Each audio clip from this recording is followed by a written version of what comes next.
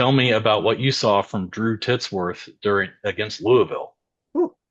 I'll tell you what I liked. I liked everything about it. Again, I think the one thing that has been lacking in this staff is true power arms. And well, that's what Titsworth is. And Eric Bakich even said it. The broadcast said it a couple of times. I can't remember who was on the broadcast to give them credit for saying it, but throw it hard as you can. This pitch, get the next pitch, throw it as hard as you can, get the next pitch, throw it as hard as you can, and do that for as long as you can. And that's what they wanted out of Drew Titsworth. And it worked. And he got the job done against Louisville. And I think the pitching got the job done, in that Saturday game as well, even though the bullpen at the end kind of fell apart and they lost the game. The starting pitching was pretty good. And then Ben Bailey was really good. So, it feels like maybe where 2 weeks ago you thought there's one reliable starter. Well, maybe now you've got Aiden Knock, and then now you've got Bailey. Maybe you got Drew Titsworth. And what we saw from Bell last night. Okay, then maybe Darden slides in there a little bit, Ethan Darden.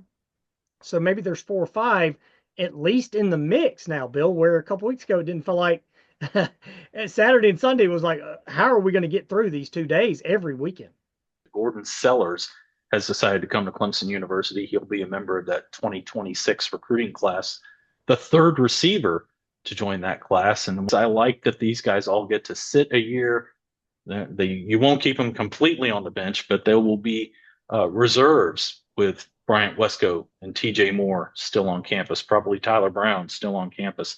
And to hear what those guys learned on the fly to get into the lineup for the Tigers.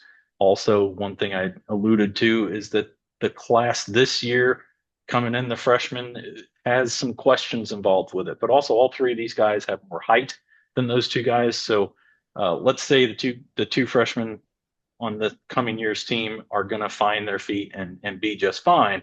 It's still going to be a real complementary group because you have some smaller speed guys, slot type guys, and all three of these who are coming in.